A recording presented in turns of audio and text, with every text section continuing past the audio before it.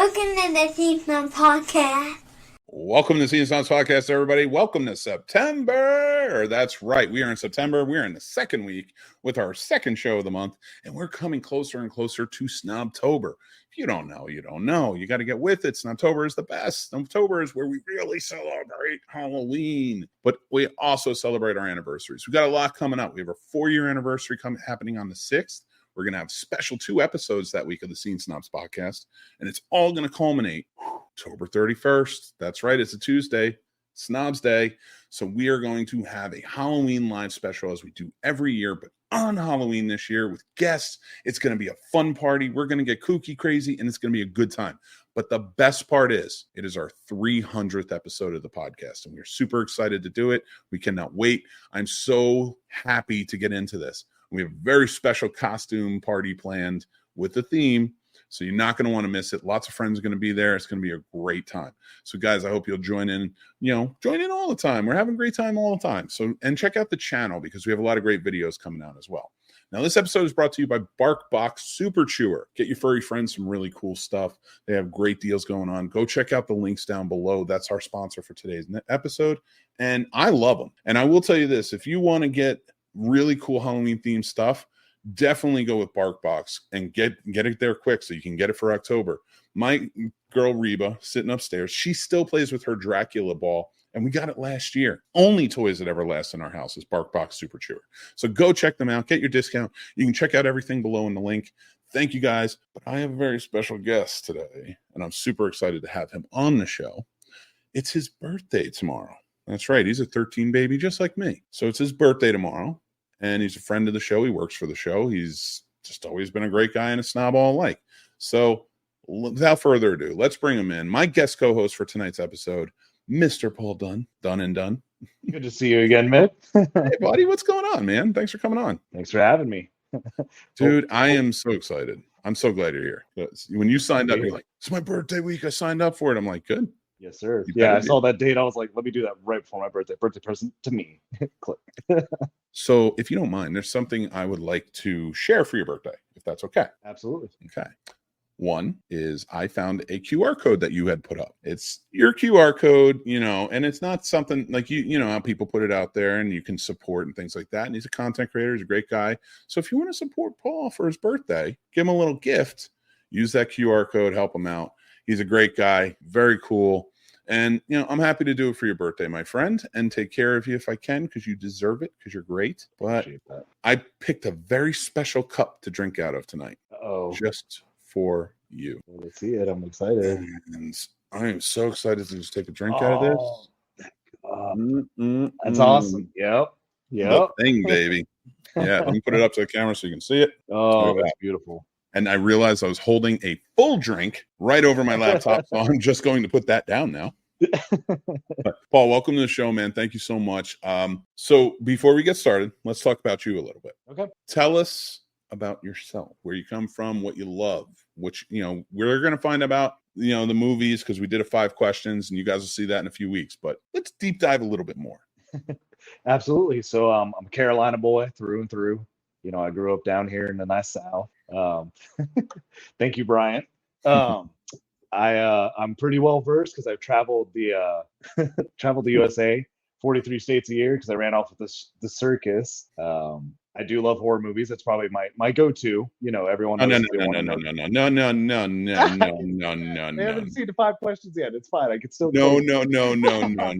First off, nobody ever gets to finish a sentence that's so I travel 43 states a year with the circus, and then immediately go on and talking about horror movies. I need these people to know. I know because we've talked, but I want to know more. What is it like working in the circus? Like, we see so many movies with the life and stuff like that. In fact, it's funny you mention that, because last week on my mixed movie picks was 1952, and I chose Kansas City Confidential, but I almost chose The Greatest Show on Earth, which is the best picture. Yes, sir. And I would love to know your take, if you can tell us a little bit about your experience working in the circus, and maybe like dispel some rumors or say, hey, this movie was kind of like what it was like.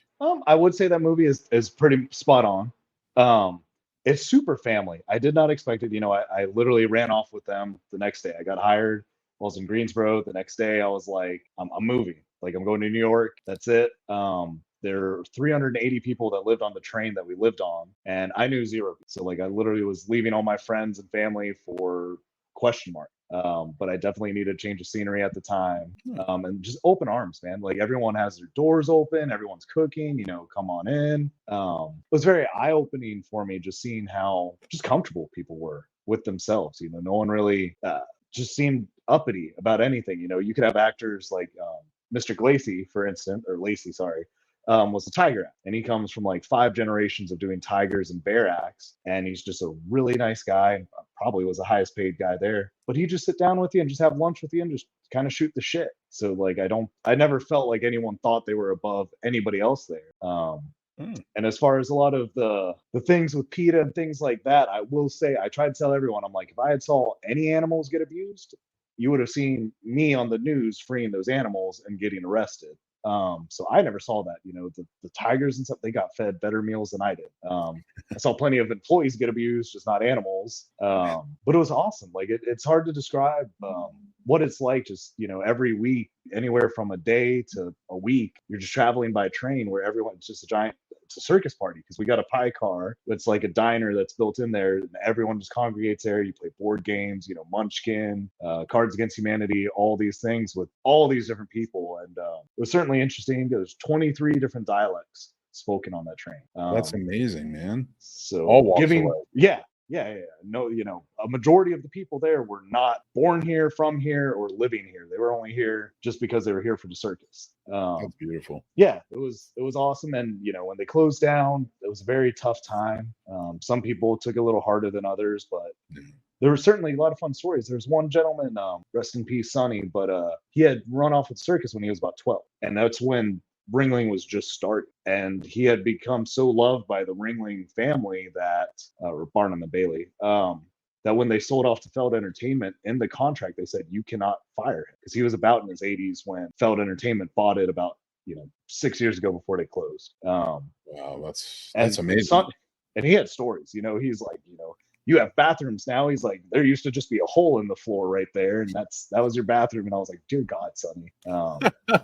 And he was, the people that took care of the elephants did a great job, but Sonny just had this chemistry because he had been with 4 generations of those elephants. So he had been with the mother's mother's mother, and you just saw the connection in his eyes light up. And when it closed down, I know it was really hard for him. And that's devastating, because I know that a lot of closings happen because of the animal abuse that was occurring.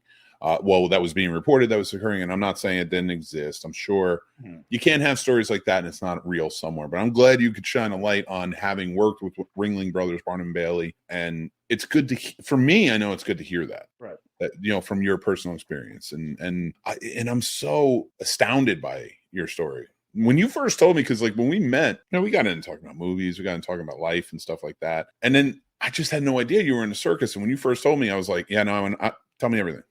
Like, it's just an interesting thing, but you never know what you can ask or what you can't. Right. So if you don't mind, I do have some questions, and if you don't want to answer, please feel. If you do, but so I love that family aspect of it.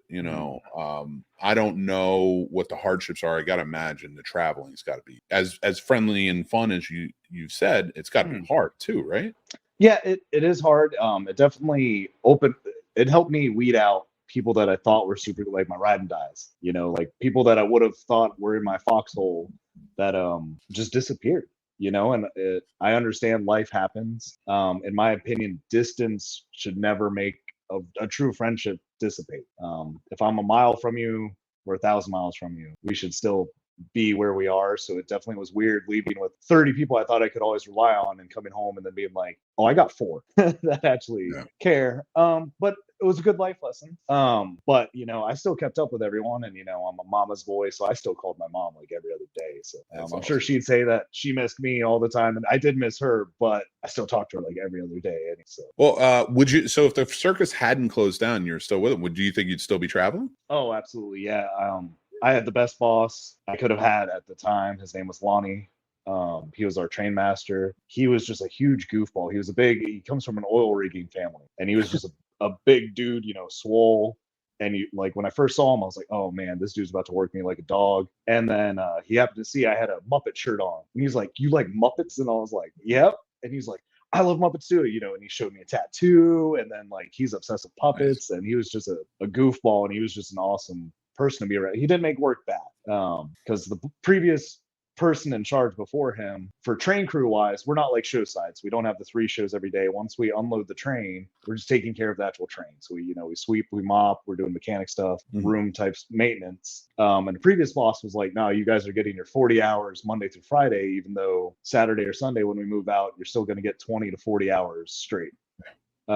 Lonnie was not that way. He was like, hey, you knock out your stuff in an hour or 2 hours, go enjoy the city. If you want to take a day off and go check out Boston or New York, just let me know. Don't miss the train, Right. So it was really awesome finally being able to explore the city. And I love that. So, and it's funny because when we were first talking and we were talking about like the idea of coming on a show and talking about your appearance on Mr. Beach, which we'll get to. I love this stuff. Because I loved the circus as a kid. I loved, I only went a few times, but I always had a great time. And the memories are like burned in, So for you, like, was that your main job, or did you move around to other areas, or was it just communal? Like if you may have been sent here one day. So as far as the train crew goes, you kind of just stuck to what you did unless somebody needed help. Like you had certified mechanics, certified electricians, you had your train master, assistant train master. My technical title was head porter.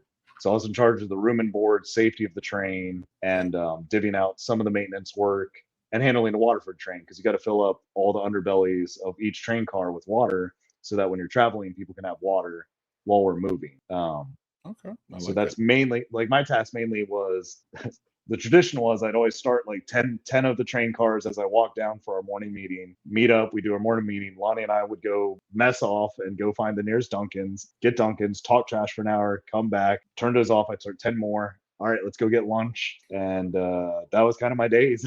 Except that's awesome, man. Out things. Now, while you're traveling so much, is there a place like you call home, or did you like come back to visit your parents, or like was there like, because you always hear these like there's towns where the circus performers, just performers, but the workers in general, and maybe like carnival, as well, have like small towns where they congregate and live. Is there something like that? Like, is that where you stayed, or how to work for you? So if the train wasn't moving, like we typically would have like maybe, we'll say 30 days off, or the town would have 30 days off around December-ish to January. During that time, they just park us in Palmetto, Florida, because that's where their headquarters was for Feld Entertainment. And a lot of people, would go up to Orlando, some would go to Miami. But Palmetto, I would probably say, was kind of the home for them. But my home was always North Carolina, so any chance I got, I'd always try to come back home. That's awesome. That's very cool. And that's a really cool story. And you literally picked up and ran away to the circus. Yes, I did. I finally can say I know somebody who ran away to the circus. It's something we all said as kids. Like, I'm leaving. So you're big in, and this really isn't an interview. You're a guest co-host, but now I'm so like into it, and we're going to get into the Mr. Beast thing in a second. But I wanted to ask, you write, you're really into movies. You want to make movies. So performing, and like maybe not performing, but like it seems like you have a grasp on like performances and maybe guiding performances. But what is performing to you? Is that ever been a thing that you're interested in? All the way through, I guess, what should have been my college age, I absolutely was big into acting. I loved improv classes, things of that nature. What was nice about the circus is our lead clown, Asa, would lead classes because he had gone to clown school. He was one of the last ones to go through clown college. So he gave free acting classes, and so I did a lot of that. As much as I'd love to still do acting, I still feel like I'd be better more if I can work myself up to it, more as a director or a writer than I could as an actor. Because I feel like I'd be better at pulling things out of people and setting them up how they should be, as opposed to getting myself together. That's awesome, dude. I love that, and the fact that you shared it with me. So, like, when you're working at a circus, if I could ask this too, like, or is it a carnival? Like, who's the one that really does all the calls and stuff? Such as what? I'm sorry. Like, isn't there somebody who like kind of like leads the charge, like is like kind of manning? Oh, like, was that Lonnie? Like, what do they call those? Oh, so we actually had a general manager, and he was actually in charge of all of that. So he'd handle all of the show side and be overview for our train movement. So Lonnie was more in charge of communicating with railroad. So he was in charge of us where we were parking, when we were moving, which windows we had to hit, everything train wise. But he would communicate with our GM, who was more in charge of, these are just towns we're going to be in. These are the shows, who's here, who's sick, who's flying in, which talent is coming in, all those type things was on. Yeah, but I thought they called them something. I thought they called them like Carnival Oh, you're talking Yeller? about the ringmaster? The Yellers or something. Don't they call them Yellers? I'm not Or familiar with that term. Barkers, right? Barkers? Oh, well, I guess I'm not. I guess I'm wrong, but not about this. BarkBox, everybody. They're a sponsor for today. Go check them out. I tried. There you go. It didn't work. Claim your free offer. Double first box for free. Check them out. Link below. Wanted to throw that in there. Heck yeah. It was a terrible segue, but I was always at it, so it's okay. So hey, there you go. So when we're talking about performing and everything you just said, like so you recently appeared on a Mr. Beast video. Yes, sir. And we talked about it on Mick at Night, your experiences. We watched some of it and things like that. But I wanted to talk about you getting into it. Like what attracted you? Like, was it, because I know like you do stuff with us, like you come on here and stuff. So is performing like now in this instance, like doing something like this or Mr. Beast, or well, Mr. Beast is not something like this. He's much bigger. But was that something that like calls to you? Like you look for those things, or how's it work? Yeah, I think I do, because I do enjoy talking. So like podcasting, I'm all about. Like formal acting, no, but actually talking and being real, 100%. Mr. Beast, I just figured, it was more of a why not. Like I see half the people on there, he doesn't choose one demographic. He is very fair on choosing all types of people, regardless of anything. So I just stayed on his website pretty hardcore, just because he posts up different applications constantly, and he just happened to post the right one that said, "Are you in North Carolina? Are you born from outside this country?" And I was like, check and check. So I sent in that application. I think like 6 hours later, I got a phone call, and I was like, nah. Yeah. Dude, it's that's good, but it takes you away from the challenges I'm trying to put on you. So you really need to not make him shine. No, I'm kidding. No, it was very cool to watch you on that, and knowing that you love this, you love doing this, and hopefully you'll sign up again so you can be a guest co-host more often. You can do it more than once, people. So what I love, hearing about these and talking about your experience in the circus, but how did that help you with this, like with the writing, with all the stuff that you're doing that's very like an art form, like and not like it is an art form, but all this stuff like making movies or being on podcasts or stuff. Did the circus help you with that, like come out of your skin at all, or how did that work? Oh yeah, absolutely, because like I said, I knew no one there, and probably within 2 weeks I probably knew over half that train. I probably knew 200 people. So I was just forced to kind of break out of my skin. And like I said, everyone was welcoming, so it was very easy to be around everybody. But it did force me to get out there more. And then once I was in charge of safety for a train, took the title of the head porter. Safety meetings definitely got me more comfortable talking, because I had talked to 380 people, and I had to learn how to pause, because of course we had like 6 translators. So then I had to learn to do one sentence, stop, wait about 5 minutes, next sentence, stop. So those uncomfortable pauses of 5 minutes where I'm just sitting there, just looking around at everybody, waiting for the last translator to get done, was very interesting.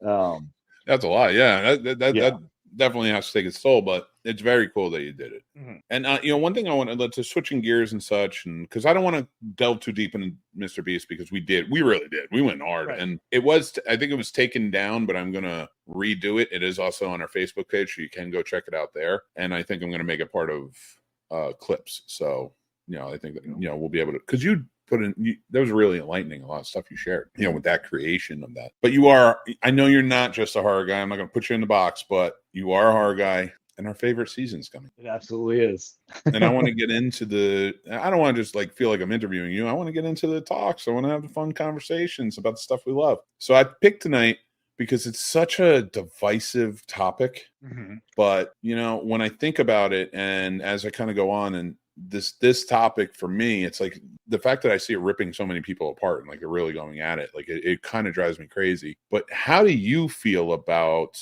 Roe v. No, I'm just kidding. How do you feel about Halloween and people saying it starts September 1st? Oh, absolutely not. So for me personally, if we start Christmas immediately after Halloween, after July 4th, my ass is putting up decorations around our place. No way, really? Oh yes, yeah, because there's no other real holidays. I'm not waiting for Labor Day. Like, nah, July 4th. After that, July 5th, Halloween season has begun. One of the most hardworking men I know, and he doesn't want to celebrate Labor Day. Because I'm always working. Fair. So for you, going out there and doing this, and now what is it for, like, with Halloween, putting up your decorations? Like, do you go shopping now? No, so we, because of our living situation in townhome that we're in, it's rather small and crammed. So we don't buy too many decorations. I just bought a new door wreath that, it says welcome, but then it's sliced out and says not welcome, like don't come in, with all the killers on it, because I saw it online and I was like, I need that. That's awesome. So we have that. Sam has some sugar skulls in the windows that stay in there year round, but we just count them as horror during this season, which is awesome. And we'll probably put up some stickers. We typically put up some window stickers, but because of the heat and how it hits the sunlight hits the window, they always fall off. Yeah, that's very true. Right. So, like Brian, what's Labor Day? Nobody knows. Yeah, because Brian and I were both working. Brian is one of my coworkers from Wet n Wild. Hey, what's going on, Brian? Yeah, you guys he actually works. He's not like security. You have some adventures there. That's always a fun one. But so for you, like going into Halloween, you July 4th, you're ready to go. What are some traditions that you hold for Halloween? So like, as you know, I'm typically watching horror movies on a weekly basis anyway. I typically, for all of October, really try every 24 hours to actually watch a horror movie, and not just one I've seen, and not necessarily one I want to see. I try to look for kind of oddballs on Shudder that I might have kind of pushed to the side, things of that nature, because there's been some real gems I found just by taking a chance on a movie. And also on, same token, other side, there's some that I should have just left alone. But I try to expand it because, if I just stay in what I know and I like, I'm never going to grow, or maybe find something that I want to pull from there and use for myself and any of the endeavors I'm trying to do. Dude, I love it. And so when you're out there and like with the 24, you're watching it you're not watching 24 hours straight. No. Just one every 24 hours. I did that.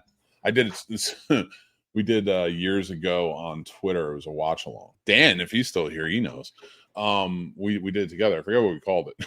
I have a t-shirt from years ago, but I was one of the sponsors and I picked one of the movies and I would host that, time frame. But there was 24 hours of movies. I picked Fright Night, by the way. I love that. There you go. I think it's a good, creepy type movie, but it's not too harsh. I feel like it really works within the realm of like, you can watch this in Halloween and feel really like have fun with it, Right. So I picked that one, but like it was 24 hours straight and I stayed up all 24 hours. And, it was called like Halloween or something like that. I forget what it was, but it was 24 hours straight. I'm never doing that again. And I say, don't do it. That's too much. Or don't do it when you're old, like me. Do it when you're young, like Paul. Until tomorrow. Judy and George say that you never knew you could be so articulate. Oh, I appreciate that, Mom and Dad. Love it. Mom. They never see me sober. That's why. Well, I hope they've seen you sober. It's been a minute. Well, at least you're sober now. Yeah. Kind of. I mean, give it a few minutes. It's only 7:27. You're out of here in 15 minutes. You'll be fine. Pour me the drink. Ready now. I want it in that thing cup. Yep. So that, for me, when we're talking about like Halloween, going back to that and the watches and stuff like that. And I know you like to watch something new. You said, is there any staples that you must watch every Halloween? Ooh, that's a tough one.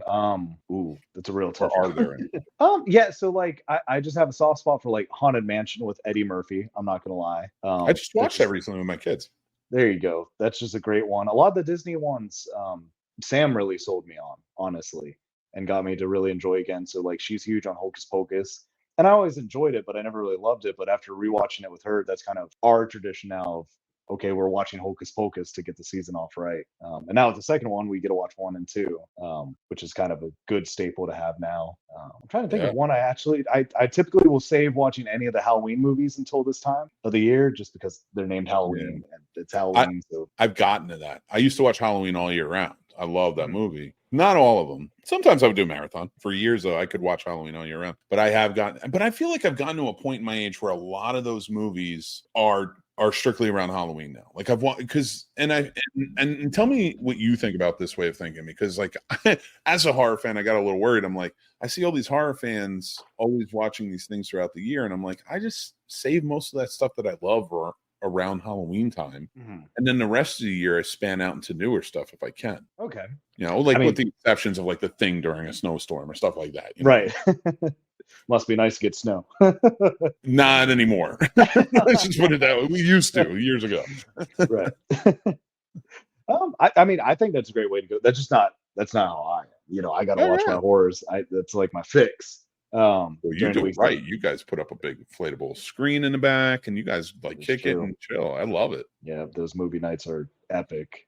I've been trying to branch out more because we had a bigger group before COVID started. So we had about 30 of us that used to meet up for outdoor movie nights. COVID happened, of course, it died down and started to get back up. And I wouldn't say a complaint at all. But I had a gentleman tell me, he's like, well, the reason, you know, me and my wife don't come is just because it's always horror. And, you know, we and I was like, no, like, you know, we can do whatever, because like for him and me, we connect more on puppets. So we love the Muppet movies. And I was like, bro, I'll put on Muppet Treasure Island all night and day, any day.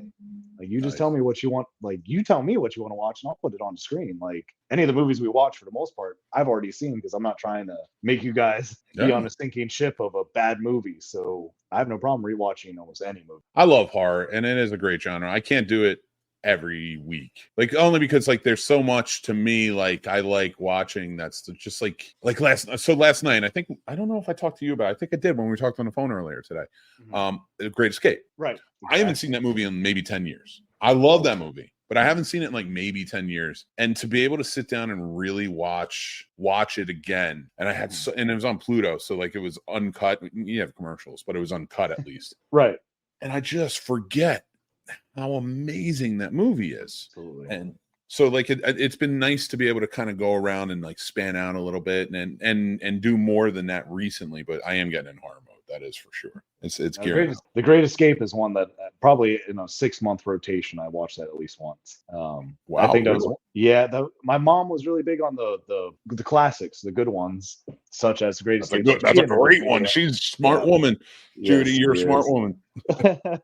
That's one of my favorites. And I think another one that they introduced me to that is kind of on a 6-month rotation is Finnegan's Rainbow. Wow. Yeah. I love that one. That I haven't seen that since I'm a kid. Great one. It still holds up. I love the music. I love the dancing. Like, I mean, I love some good, wholesome just dancing, you know. La La Land did it right with all the dance sequences and things of that nature. I know what you're doing. I'm not doing it. Don't do it. Yes, you are. You're going there. Nope. You want to rant, don't you? Nope. That's what you're looking for. There's no whiskey rants by Paul tonight. I'm drinking C4. Fine. Nope. Do it. Nope. Go ahead. Set it up. Now we're good. Nope. But I will say my mom put it out now, because I don't want you doing it on Mick at Night, and I don't want you doing it on the Halloween special. Do it on your episode.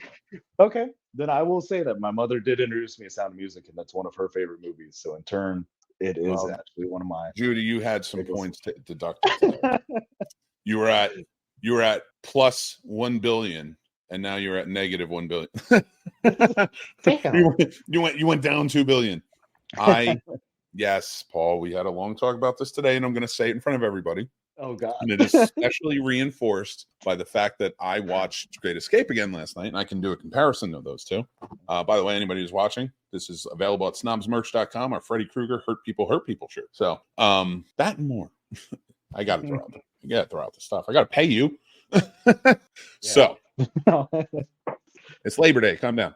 So I hate The Sound of Music. Yes. Now I'm going to preface this because anybody who's listening right now, their ears and head are about to explode, or anybody's watching are just probably cursing at the screen right now. And here's my problem. I understand why people love it. I get it. It's big, it's bold, it's beautiful, the music, this, that, and the other thing. But Jesus Christ, if I had to sit down and do nothing for 3 hours except torture myself, would I put that movie on?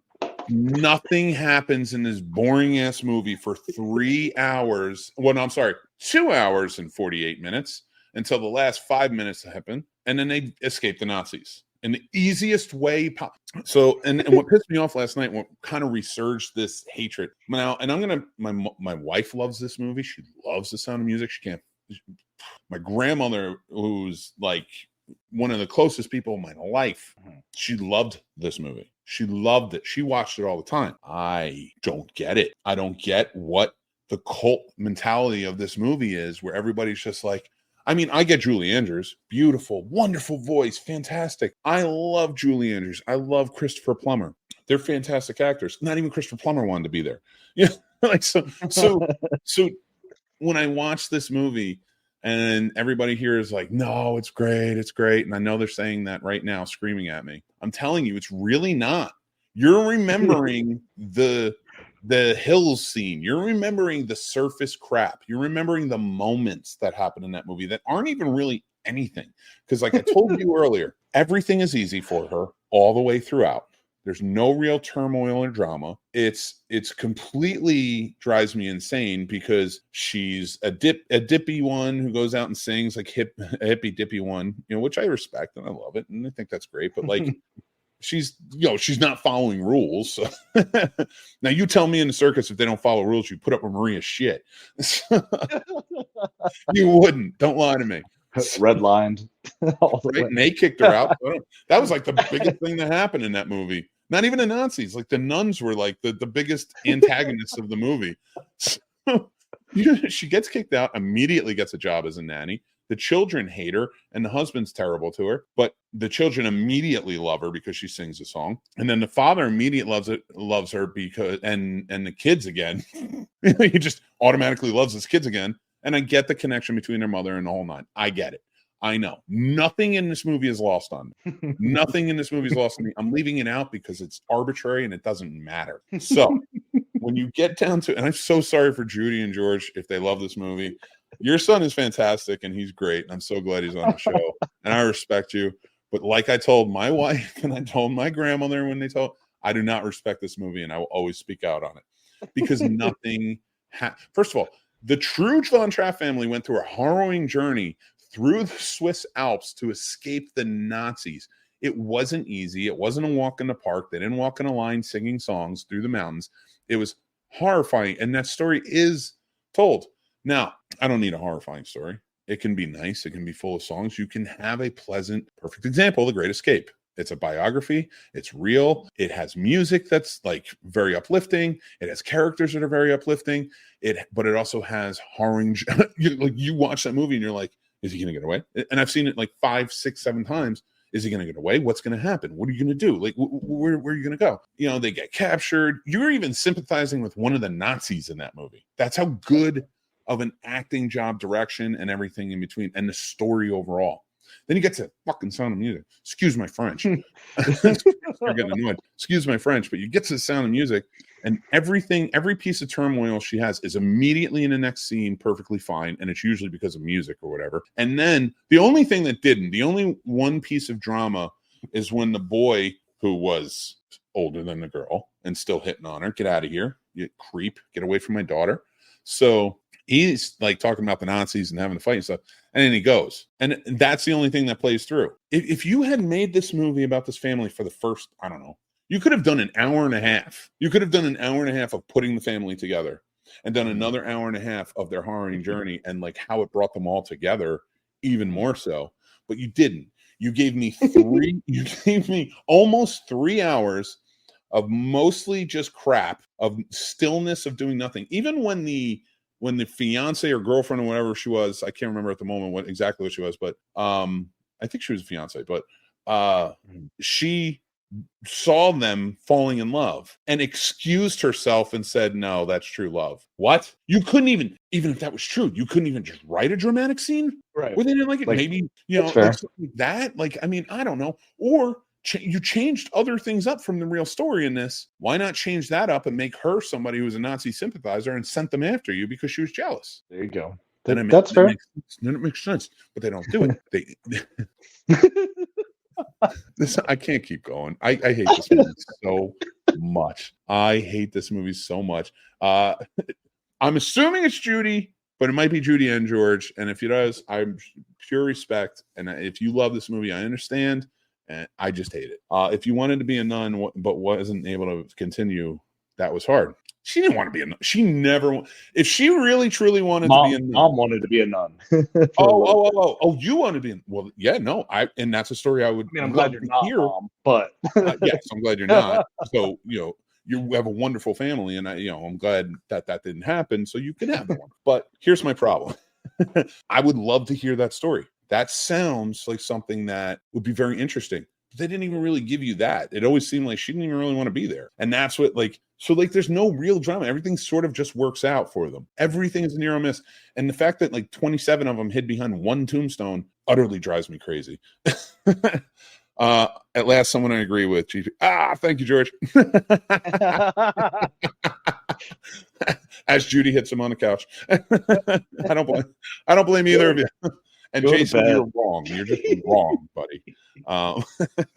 No, but so for me, that is a boring ass movie. I don't like it. I'm glad you do, and I'm glad you have that connection with your mom. That's the only good thing from that movie that I have seen. I have seen so many wonderful connections, and I don't ruin those connections. I may hate it. I'm not trying to convince anybody to hate it. I may be passionate in my hate and talking about it. But if you have a wonderful experience with your mother watching that movie, hold on to that. That's amazing. Yep. Because I hate the movie, but I'm so glad I watched it with my grandmother. That was time. And I didn't want to watch it with my wife because I didn't want to watch the movie, but I did, and it was still wonderful to sit down and watch it with her because I see how excited she gets when she watches it. Yep. And I think that's the key, and that's what I love about movies. Like, you can hate something, but never take the joy from somebody else, Right. No, absolutely. So, except for you. I think I should take the joy from you personally, but But going back to Great Escape, that's one of my go-to favorite lines is when the shower scene. What are you doing? I'm supervising. The Cooler King has to be one of the coolest. Hilt has to be one of the coolest characters in movie history. Absolutely. I feel like next time you come on the show, that should be the topic. You have to remind me because I often lose track. But you really let's talk about the coolest characters. We got to get our lists together for that. I think that'd be a lot of fun. We do. This is gonna be fun. Yeah, that's gonna be a good one. So you make sure you're in for it. But we're kind of ending on time. I wanted to say, well, actually, let's see. What's worse, Sound of Music or Poultrygeist? Okay, I actually have an answer. Sound of Music. Poultrygeist is hilarious. Poultrygeist is hilarious. So Poultrygeist, one of the premieres they had was at my college when I was there at Full Sail. Really? Yeah, and that's how I met Lloyd Kaufman, and we became friendly. Like, we weren't best friends. Like, we didn't talk like you and I do, but every time I saw him, he remembered me. I knew him, and we would just shoot the shit. Huh. And for years, we would do that. Like, I would go to conventions, see him, or at different events and stuff. And really, just a wonderful, wonderful guy who would always spare some words for me. Like, he never had to. He's like Kaufman. He never had to walk away, and he could just walk away and just done his thing. But he always was very sweet. And I remember when I started podcasting, I got out of the film industry, I started podcasting, and I ran into him at a convention. I think it was Monster Mania Con, but this is a long time ago. And I said to him, I was like, hey, man. And he was like, what are you doing with yourself these days? I was like, well, I actually left the film industry and I started podcasting. I work for a review site called Mario Likes Movies, stuff like that. We do videos, things like that on YouTube. He's like, really? He's like, yeah. He's like, well, get your camera. And he did. Not only did he do interviews that day, not only did he do promotions for us, in depth, he wanted to make sure we had everything we needed to walk away with and have it for the channel. That's awesome. He was having Trauma Dance that year down in Asbury Park, New Jersey, and I was living in New Jersey at the time, and he was like, you guys come down, you be my guest, come hang out. Not only did we get to go to that, cover the event, get exclusive interview with him, get promotions with him, but also talk to James Gunn, talk to Ty West, interview them. It was a great experience. And every sweet thing you hear celebrities say about Lloyd Kaufman is 1,000% true. It's great to hear. So to answer Mystical Limits question, Matt, I personally will always have an affection towards anything that Lloyd does. As cheesy and bad as some things are, and there are some things I'll never watch again, mostly from the 70s, but that man can do no wrong in my eyes. He's down to earth, he's very sweet, and one of the best people in the world. So I needed to say that. So with we are kind of coming down on time. I want to kind of finish up with you and talk about some things that you have going on. I know you're writing, I know you're working a lot on that, and getting into it. What's your next step? Where do you go from here? Are you going to try and film something? And would it be genre oriented, or what would it be? Yeah, so I'm currently trying to work on my first short film. I haven't quite narrowed it down. I've taken other people's advice, such as one of our friends, Dave, and Michael from Mhm. Slash 15. I've been trying to keep an open mind because I've never done a short film. Yeah. And the first thing they're like, well, you got to figure out like where you want it to be. Is it like 15? You going for 20? You going for 30 minutes? Like where you're at? And I just recently got it narrowed down because I'm aiming more for like 30 minutes. I'm trying to go. You didn't ask me, by the way. Not yet. It's best for last. Come on now. I got you. Got to have you. So You get the final draft, and then you're going to be like, just throw that away and forget you ever came up with that idea. Start over. Right. I want a story about a clown. But yeah, I'm really trying to go more. I'm not saying I'm him by any means, but his style of movie. As far as Hitchcock. So I'm trying to do the whole less is more. So I will say this short film, there are deaths in it, but you do not see any of them. They are deeply implied. They happen, but it's not it's more of the thriller aspect of the grittiness of your imagination being like, oh, I wonder what actually happened over here. Because I see people here and then I see people dead over here, but I don't understand. You don't see the bridge because I feel like, in my opinion, I enjoy movies that definitely make you think because you're going to always come up with worse things than anyone could ever put on film, which is why I personally loved The Last Candyman because he'd show them getting stabbed, but then it'd pan out, but you'd hear them screaming, you see the blood hitting the floor, things like that. And you just made up all these crazy things. Oh, he must have sliced her guts, this. Yeah, I thought it was very well done. Go back to the original, which I'm sure you have many, many times, and think about that too. How many of those were behind the back, or this, that, and the other thing? And like they could be gruesome, but like it's really limited on how you kill people when you have just a hook, right? Yeah. So like you get creative, and I think those two movies specifically, not the sequels. Sequels they went a little haywire, but those two movies specifically, the first and the most recent, were just wonderfully done. I think that they tell poignant stories.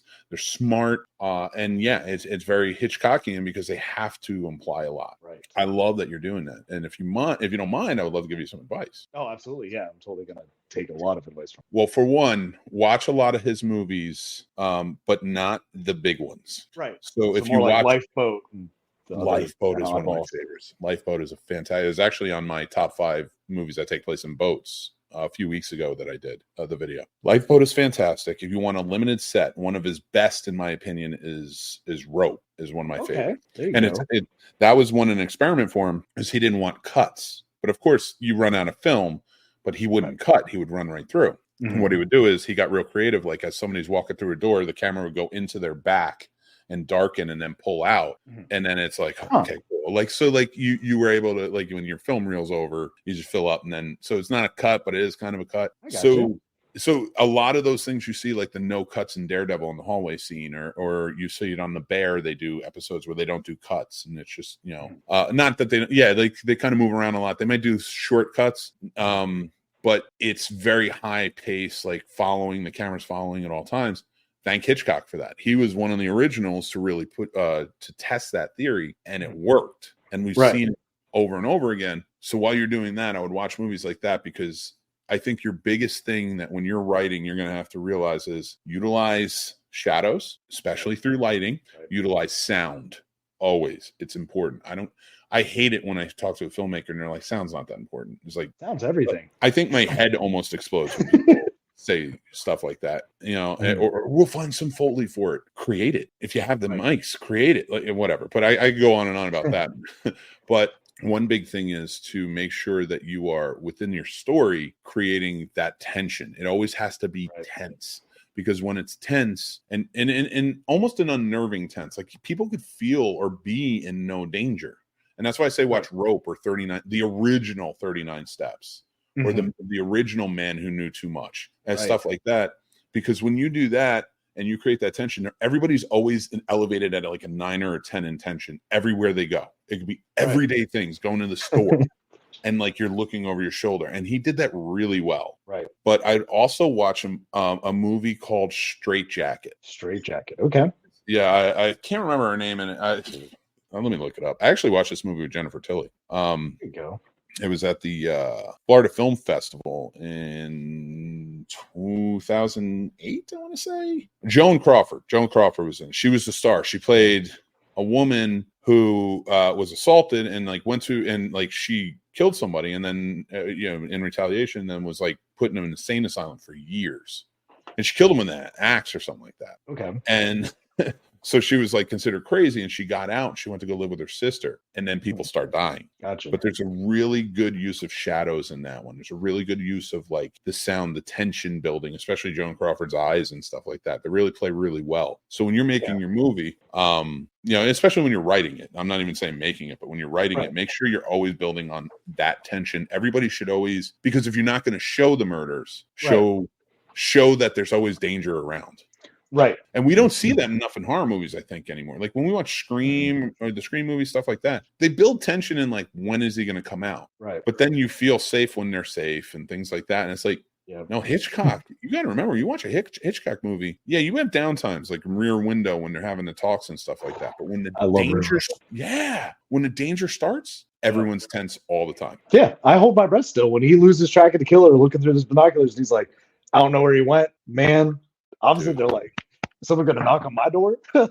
I can't wait to check it out. I think you do a great job. And, if you ever want to like just talk about it or stuff like that, please, let's do it. And, absolutely. I'm happy to help if I can. Like, I'm not saying I'm a foremost authority or anything, but, I'd be happy to sit down and talk about it or point you in the right direction of people who can. Oh, absolutely. Yeah, I definitely will. And I'm trying to do it because I talked to a couple of people like Dave and a couple other individuals just about, where do you pull from? Like, do you just pull from inspiration from other movies or things that happened to you? And he's like, well, it's kind of a mixture of both for them. My writing style, I do a lot better. I can write much better if it's from experience. So I will, without I'm not going to give you the whole story because I want you guys to see the movie. But I will say it's based off an experience that happened to me while I was working night security. So it was very easy to kind of write some of the horrificness and the tension during those particular times because those were real things that happened to me, to where it's like, well, I know how it made me feel. So I just got to be able to convey that to other people. And I will say that it hits home to a point where it's something that everybody has experienced to some level. So I think it's going to be easy for someone to be like, oh, I've been in this situation, or, if I'm out of town, this happens to me all the time, to where I'd love it to just be a little unnerving to someone, just to where the next time they're at a hotel or whatnot, they're like, just for a second, just a split second, they think of, the short film they saw and they're like, oh, fuck, man, I hate you. Yeah. And so for me, like when I'm watching, stuff like that, and I love that you're saying, and it goes back to the old saying, like, write what you know, and that's very cool that you're doing that. I will extend it and say, like, as you're doing that and using those experiences and what you have, like, so years ago, I was commissioned to write a screenplay called The Cabin. That name sucks. I hate that name, but they wanted to call it The Cabin. It's like 2008 or 9. And my boss was like, I want a horror feature called The Cabin. And I want you to touch down on these points. I want scenes like this, characters like this. And like, when you're given stuff like that, it is not impossible, right, to do that. But it does hinder you a lot when you do that stuff, because it's like now parameters are put on. And that's great for when you're writing TV. That's great for when you're doing this. But like when you're trying to like craft your own story, adapting is one thing, but like crafting your own story and giving certain points that you have to hit on. But it was a good exercise in like having other people's views kind of put in, and not writing what I know, but having to get into the mentality of what I'm trying to say. What's my theme? What am I trying to say here? And go there, because that's on me. So I took a lot of walks at night, and I was living in Los Angeles at the time, and I would walk down South Orange. I would walk down South Orange Grove Ave. Right. I believe that was the name. Like if I'm messing it up, but I'm almost 99% sure, but I know exactly where it is. It's right off of now I'm blanking. This is my phone. But it was the street that Freddie's house is on, or Nancy's house rather, and also the house from Halloween. Oh, okay. So I would just park the car and walk that street at night just to like absorb the horror feel. Right. Like when nobody's there, I'm really onlookers, and I'm just walking around the street or whatever. And sometimes I go down and walk the main drag and stuff, but it like filled me. So like, okay, guys, calm down. It like filled me with like that creative juices. This isn't getting better, but you know what I mean? I'm going to abort now. So, and just let go of this story I'm going to tell, but I wish you all the best. I can't wait to see what you got, talk to you about it some more. I can't wait to have you back on the show. I love you, Paul. You know that. I love you too, Mick. So thank you so much, man. Thank you so much for coming on. We're going to move on to the final segments, but I wanted to say thank you. You can hang out for the Let Me Micksplain if you like, but I don't want to feel like I'm talking at you. I don't mind. I'll listen to the Micksplain. All right. Well, let's get into it, shall we? So let me explain the Stat 70s controversy and the Hollywood problem. That is right, everybody. I don't often like to jump into stuff like this where I get into controversy. I will cover it because it's happening and we need to. And this right now is the biggest one. Ashton Kutcher and Mila Kunis, of course, had a very dear friend who kept them off drugs and kept them happy and kept them, I don't know what else. Who knows? This whole thing is just getting worse and worse by the day.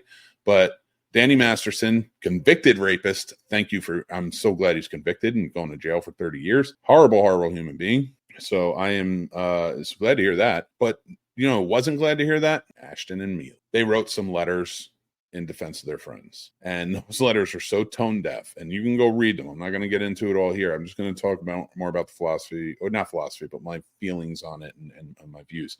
There's a Hollywood problem, Paul, and everybody listening. There's a big Hollywood problem that people have not known for years, and it is trapped around power struggle, forcefulness. We see it every day in every aspect of what's coming into movies and stuff like that. It's hard to say it's ever going to go away because nobody's ever going to stop seeing movies, and the only way to cut off this sort of stream is to cut off their money. But there's way too many people involved in moving parts. So really what we should be doing is going after the people. And I'm glad we got a conviction, especially for somebody who was in the Church of Scientology, somebody who did this. Paul's like immediately like, I don't want to be in on this. I don't want to get killed, but you join the ride, buddy. You're sticking. So bring it. Let's do it. Come to the East Coast. Let's find out. Studios. So the problem with Hollywood is, and I saw it myself, and it was very alarming in many ways, like very alarming. I never saw anything up close, but like I would see how people would act, primarily men, but women too, how they would act, how when controversy was happening like this, especially sexual nature, it was almost like bro club. Yo, you got to protect our friend. Bro, we got to protect our friend. No, we can't let that happen. We got to fix this. We got to do whatever we can. That shit don't fly, man. That should never fly with me. I have my friends and I am loyal. I'm a loyal friend. But if somebody is my friend and I find out in that time, like one thing I can't stand is like, don't lie to me. Mm-hmm. You lie to me and I can't deal with it. But like, if you are causing trouble or you're causing hurt towards somebody, or it comes out that you really caused some really bad juju everywhere. And like, in this sense, it's not bad juju. He was a rapist and he devastated lives. You are not my friend. There is no loyalty here, because for you to do that means you've been hiding a lot from me. I didn't know this. Now, I don't know if Ashton and Mila knew it. I don't know what they knew. I don't think they knew at the time, but I'm not saying they didn't see things, because it's just stupidity to play that stuff. My problem is Hollywood is shoving this stuff under their ground, especially with the church. I don't know why the Church of Scientology is so powerful in goddamn Hollywood, but whatever. It's just there. But like we've heard stories like this before, like Tom Cruise with his ex-wives and how that's going. And that's and I like Tom Cruise. I think he gets caught up in shit. But I also think like he's a robot for them. And he's, I know they're running, but like, because he's a goddamn robot. So like when I watch this stuff and like watching that apology video from Ashton and Mila, and then seeing that there were like 50 other letters from celebrities trying to ask for leniency and really laying it in thick. Giovanni Ribisi, the parents, although I will say this about the parents in defense of them from that 70s show. Mm-hmm. Their letters read their letters, and only their letters, because I read them all the ones that are available right now. Their letters are the only ones that sound like, well, I've never seen a problem when we were working together, and it was always professional. It was always this, and he always seemed like a really great kid, and we always had good interactions. I get that. I still wouldn't have written a letter. I think it's shitty that you wrote a letter, so I'm wondering like if they wanted to or how that came out. I hope there's a statement or something. But the fact that like even Ashton and Mila are like, well, the family asked us and this, that, and the other thing. It's like, I don't care. Because you know who wouldn't ask you to protect me if I was doing these horrific crimes? My family. Right. They might be sad, and I get that. And I actually sat down and thought about this, having kids of my own and stuff like that. What if they did something and they were facing life in jail or an extended period of time, but they did something horrific? Would I write a letter? Now, hypocritically, yes, I would write a letter. I have to, for my kid, but I know what happened, and I'm not gonna write a letter that's like, he's a good kid though, he's just this, that, and the other thing, like this Brock Turner shit when his father did that and all that. That's bullshit. You were wrong. You deserve to be punished. Your Honor, if you think what's best, I'm going to go with it, but he is my son, and I would love to hold him and have him in my life, but I do know he needs to be punished. That's all, that's all I can say, or even, is there any leniency when I go to visit him? Can we embrace each other? Can he be in my life? Can I spend extended periods of time to make sure that during his time of imprisonment, I can still be a father figure and try and help him through this and like change him, and now my kids are 7 and 11, so that's not true. But like, as a father, you got to think about this stuff, because like, I also have to think about it from the perspective of, I don't want my kids doing that for friends. Right. I don't want my kids covering up or doing these things because they think that's what friendship is. Right. Recently we had a guy who, and I'm just call it out here, I don't care, but he's very angry and he's calling us bad friends and all these things. But the fact of the matter is, we weren't bad friends. You were a bad friend, and there's no accountability towards it. And that's the people I'm trying not to turn my kids into. You need to take accountability. You need to know punishments involved when you mess up. There's consequences, stuff like that. And anyone who calls yourself their friend, calls themselves a father or a mother or any type of person who cares about somebody, when they do something, even if it's a horrific crime, you need to let the accountability take place. There is no covering. I don't know. You are a horrible parent to ask for leniency and say, to not think of the victims, right? And then that would be the first thing I say to my kids. Like, when my kid's gotten in trouble for throwing something at another kid before, you didn't think about the victim. You didn't think about how it hurt. You're worried about the consequences. You're upset about this, that, or the other thing. And I have to give these talks because there's too many shitheads who just want to coast. Right. And we see it in Hollywood. And that's the Hollywood problem. You have all these celebrities who are being told all the time, like, you're the best, you're the greatest, you're this, that, and the other thing, you're untouchable, blah, blah, blah. And if you're making people money, even more so. And then you get this. And then you get shithead apologies by Ashton. And even more upset that he has a fucking foundation to help stop trafficking. Right. Why is it that these trafficking companies, these organizations seem to have so many pieces of shit running them? Right. Is it so they can get closer to women or children? Right. We need to knock this shit out. That's the Hollywood problem. That's this controversy. We need to stop talking about Mila and Ashton and Giovanni. You can miss my friend. I don't give a fuck about your friend. Your friend can rot in prison for 30 years because he clearly is not taking accountability. He's clearly not sorry for it. And these victims have suffered. Right. And I will tell you what, if I'm asked to write a letter for anybody I care about, I better see some goddamn accountability. I better see some goddamn remorse. Right. You ain't getting shit. You ain't my friend when you act like that. And I'm sorry I get so passionate about this, but like I said, I've seen a lot of it. And Matt puts up a good point. It's funny that Topher Grace didn't write anything, and he was the one they isolated. Why do you think? Now, it's funny. I was telling Mary when we were talking about it, my wife, and Lady Manhattan, as I call her. And you see that everyone wrote a letter except for Topher Grace, and he was isolated. He wasn't a part of that club. He never felt like he belonged. Of course he didn't. Because predators like that immediately target and say, that guy's an outsider. He's going to be a problem. Right. Why do you think he didn't? Not because of the Church of Scientology. Why do you think the Church of Scientology doesn't want anybody doing drugs, any kind of drug? I'm asking, and please don't take this as like I'm asking to like put you in a gotcha moment. But like I'll tell you straight up, like if you want. But like for me, it's because when you have people that control situations and do things that are horrible, they can't risk having people around them that do drugs. Why? Because drugs can throw you off. You can have addicts. You can have people who mess up. You can have and then they talk because they want this, that, and the other thing. Or maybe they're strung out and now they're saying something. Mm-hmm. It is, and it's that. And like, it's a cult mentality, which is exactly what Church Scientology is, as I probably get shut down and killed in a few minutes. But it's a cult mentality. And this is a perfect example of what's occurring, and it's occurring on every single level. And what's happening with all the people that leave Scientology and speak out on all these atrocities? They're getting lambasted. Don't fall for it. Don't fall for it. Everyday Americans, everyday people all over the world, don't fall for it. Listen to it, because all that press that's like, well, Lisa Remney's crazy and she does this or this, that, and the other thing, that's coming from Hollywood, that's coming from the media controlled by it, and that's coming from the Church of Scientology because they have power. I'm not saying something just to point fingers. It's true. Right. It's the truth. And we need to fix this problem because too many people, especially women and children, are suffering. And that's all I'm going to say about that. It is what it is.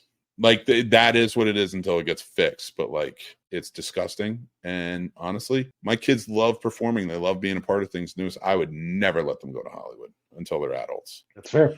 And if they decide to go, fine. But if they're like me, and I hope I hope they have a good heart. I shouldn't say I hope they're like me. I don't know if I'm live up to that. But I'm just saying, like, if they're think like me, they'll get out, you know. So with that being said, let Mick explain. Thanks for watching. Go check out this clip. Go check out the full episode where I sat and talked to Paul in depth about many things, and it was really fun. But we're going to move on to the next one. I am going to say goodbye this time, and I appreciate you, Paul. Thank you so much for joining in. Thank you again for having me on, Mick. Yeah, man. So I appreciate it. And we're getting you on again, and I will talk to you real soon. All right, buddy? Sounds good. All right. Take care, bud. So we're going to get to the final segment tonight, guys. Well, technically, if you listen to the podcast, you're going to have 2 more segments, but this is Mick's Movie Picks. That's right, everybody. Last week, 1952 won, and my movie recommendation for that year was Kansas City Confidential, a little-known film noir that I love. It stands out in it. Starring John Payne, a very young Lee Van Cleef. It's a great time. Go check it out. I talk about it more in depth on the last show, and it's just fantastic. But today, I don't want to give it away just yet. But this week, we had 1938 win. That was our winning year. So 1938 is our winning year. And I thank Tim for it because Tim was one of the big voters on this. And it really scratched my head on what I should go with because 1938 had some great Bringing Up Baby, countless movies. Like that 1938 and 39 were fantastic years. And I would even argue that up until 1941, where we entered the war, we had really, from 35 to about 41, we had really wonderfully done movies. Well-told stories. They could be dark at times. They could all walks of life. But we had just so many great stories.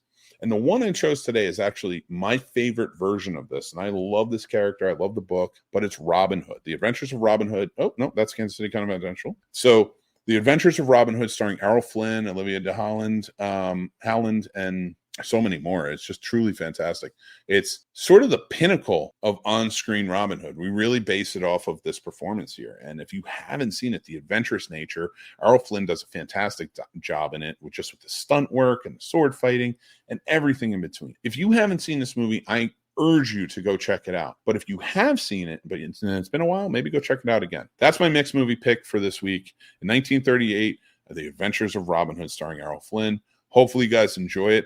But next week's picks, that's right, they come in 1956, 1968, 2001, and 2011. We will put this up on our Discord, as you guys can see above, our Discord and our Facebook group, which are linked down below. Go check them out. And pick the winner and pick a year. And if that's the winner, I will pick a movie from it. I want to thank you guys for being a part of this. If you're watching this live or you're watching this video later, this is where we end things. That's right. It's over. It's que sera, sera. And thank you so much for watching. Thank you for checking out BarkBox. Thank you for checking out my interview with Paul. Thank you for checking out snobsmerch.com.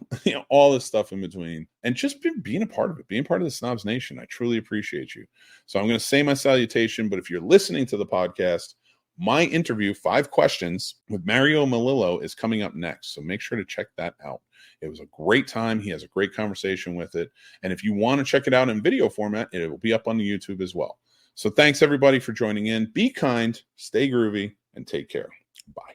Guys, welcome back to 5 Questions. This is just a short segment where I sit and I talk to my former guest co-hosts, and I ask them 5 questions about movies that I think would be fun to talk about, and I want to know the answers to. You can listen to us on the podcast. It's it shows up every week on the podcast as a bonus extra material, or you can check out the video clip over on our YouTube. Right now, I have Mario Melillo from Mario Likes Movies, Seeing Red Films, so much more. Go check out our episode where we talk about cult classics and really get into it. He's running a live stream right now. You can join on Twitch and watch him. You can follow him at Part9Jason right now. He's writing a script for a movie. He's doing it on Twitch, and it's a lot of fun to go and check out. So go check him out, follow him. But Mario, thank you so much for coming on to do 5 questions with me. Hey, how's it going? Good, man. You ready for the first one? Sure. All right, here we go. Do you remember your first movie theater experience, What was the movie? What was it like? And if not, can you share another experience that was special to you? I have two, 1A and 1B. First one, I was very, very young, but I do remember it. My mother took me to a drive-in movie of Ghostbusters. I was like 3, I think, but I remember it still to this day. That's an experience, man. It doesn't, even if it's just... I don't remember the movie, but I know I was there with my mother seeing Ghostbusters, and I remember seeing the screen. Like, I saw the Stay Puft Marshmallow Man. I remember that for sure.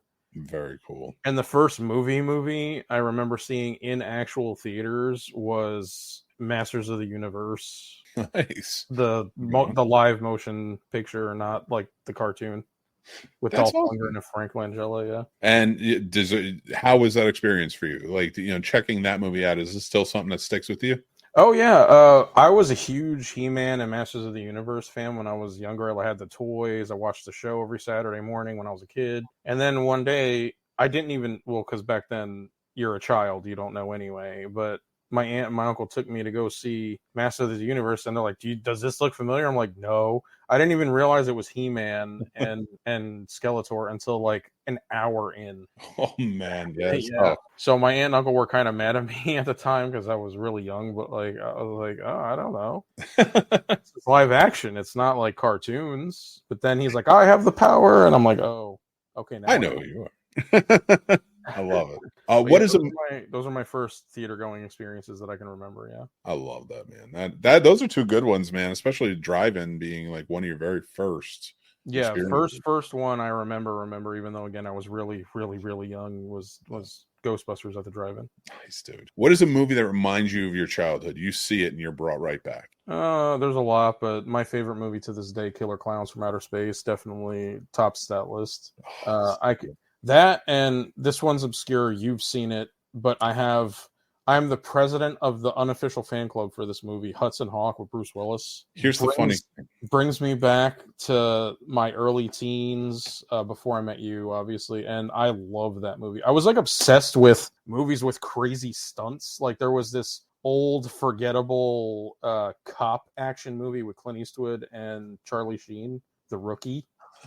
That movie had crazy stunts in it that I loved, like big, huge, like sets and spots and stuff. And I loved movies like that. So Hudson Hawk had a couple of those as well. And I just like loved that movie. I don't know why. I still do to this day. That's awesome, man. That's really cool. Who's a character in a movie that you really look up to at some point in your life? Jason Voorhees, probably.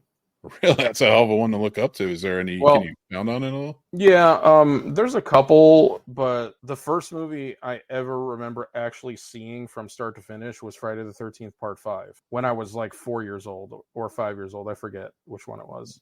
But I saw it on HBO, and I thought Jason was like a good guy. I didn't know he was like bad and was killing people. I thought he was just like Superman, so to speak. So I just was like, oh, cool. And then I found out that's not the case. But yeah, I really liked Jason Voorhees, which is why I'm a lifelong Jason guy. I love it. But yeah, him character wise, I'd have to say I also saw the Deadpool when I was really young, because it was like new when I started watching movies. It was the last Dirty Harry movie with Clint Eastwood. Mm-hmm. So Dirty Harry, John McClane from Die Hard. I'm not saying they're inspirational. I just like that really stick out and I remember those are kind of the ones. Yeah.